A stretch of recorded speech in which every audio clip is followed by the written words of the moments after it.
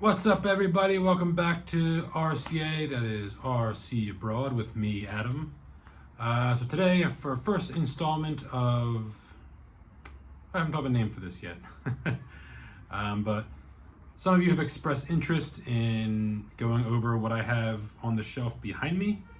I'm talking about my fleet, show you some of the modifications I made, some of the upgrades, in case any of you have the same truck or car and want to do some upgrades of your own. Maybe you'll find this helpful, maybe not. Hope you'll find it interesting either way. So today, I figure we start with my Tamiya shelf up here. We'll get these on the bench later, but yeah. I was never a big Tamiya fan. I didn't have them growing up when I was younger.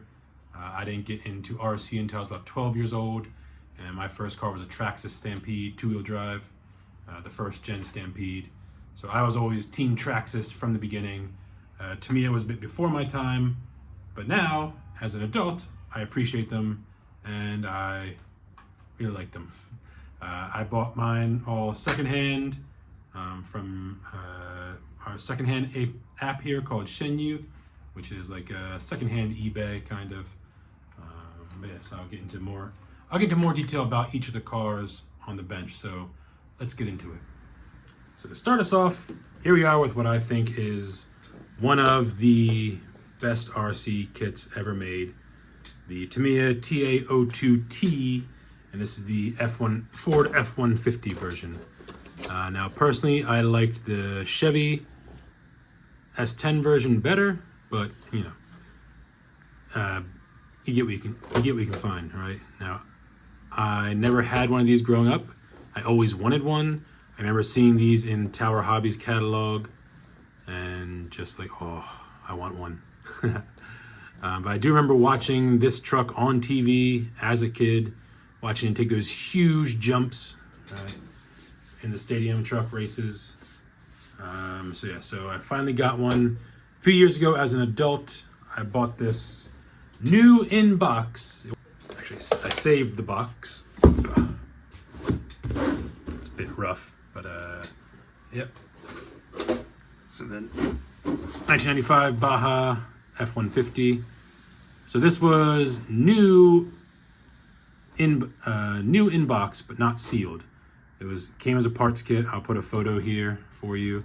But yeah, I had to build it, and everything was still wrapped, sealed, perfect brand new condition. But the box is open. I paid 980 RMB, which is about $135, 140, for a brand new in-box sealed. Well, not the box is not sealed, but in-packaged, unbuilt TA02T F-150. So I thought I got a very good deal. I had to pull the trigger on it, so I bought it. It was a very fun build, simple, easy to follow, as I'm sure most of you know with Tamiyas.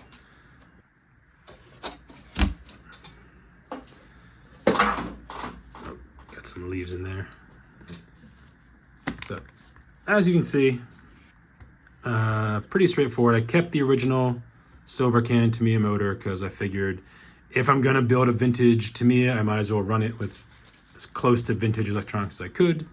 I did switch out to a 1060 Hobbywing ESC. Can't see it in there. And this is a FlySky BS6, which connects to my GT5 controller. And I've got a 12 kg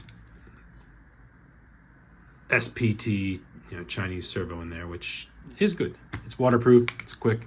Not that I splash this very much, but yeah. So not much to write home about, really. I had seen some posts on Reddit, people playing out battery trays on old Tamiyas, but see, you got standard 2S pack. Fits in perfectly. Nice and snug. So yeah, it was a very fun build. Again, this is my first Tamiya build. As most of you know, instructions are easy to follow. I got everything I needed. This very thin drive shaft for the four-wheel drive. But yeah, I love this thing. It's probably one of my favorite RCs because, again, I always wanted one when I was younger. never got one. And then finally, as an adult, I found a kit, got to build it. It was a very rewarding experience, and I am very, very happy with this. And it's pretty much a shelf queen, doesn't get too much running, but I do take it out now and then with my stepson. He runs the Hornet and I run this. Right. So yeah, let's move on.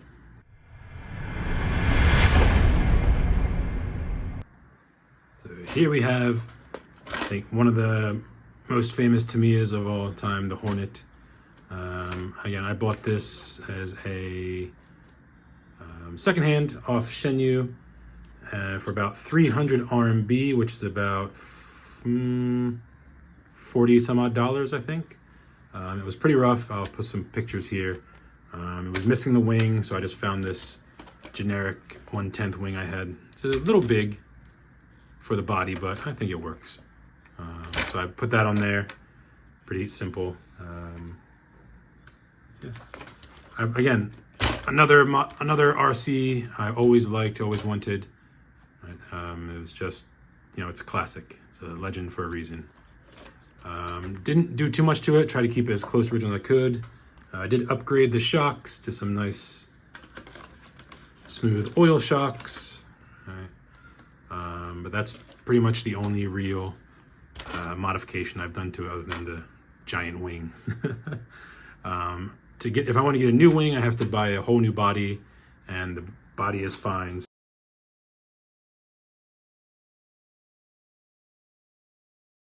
Let's get under the hood. So again, not much modifications going on here.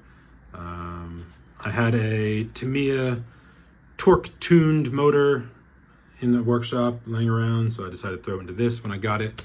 It did come with a motor, the standard silver can, I believe, but I did some research on Reddit and came up that torque tune would be better for off-road, so I had it, so I figured out why not. 1060 ESC, DG Lilo 9kg. This is a Chinese brand. I like them for budget builds like this. Again, I bought this for 300 RMB, which was, again, about 30 some odd dollars, $35. So I wasn't going to put much money into it. Keeping the original servo saver, original springs up front. I did have to buy new front and rear tires and wheels for it, as the old ones, the ones it came with, were very, very, very bald, very worn down. Yeah, not a whole lot to write home about. I think move on to my last and final, and probably the most modified of my Tamiyas. Again, because this and the F-150 are legacy classics, I try to keep them as close to the original as I could. And for my last Tamiya, the M05 with the Honda City Turbo 2 body from ABC Hobby. I painted it up in the traditional spoon racing. This is the sticker set for the Spoon S2000 body, but it works. I bought some old white standard rally style tire wheels and some road tires. I love the City Turbo. I think it's such a great little car. And when I was looking for what to do with this M05, it seemed like the only natural choice. I was given this car, the chassis, by my old boss at my kindergarten I worked at. Her husband had it. It was laying around the workshop. He didn't want it anymore, so she just gave it to me. She said, maybe you can do something with this. I said, I certainly can. So this was a very thoughtful gift. Right? And it had the A110 body on it, the Alpine, but it was really, really rough. So I bought this body and did up this paint scheme.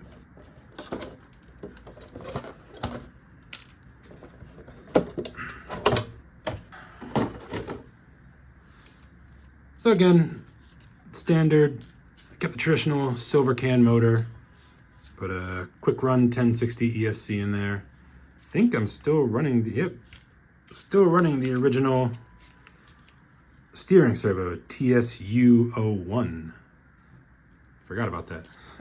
So I'm still running the original steering servo. All right, I just put it's missing the receiver right now because I took it out for my other models.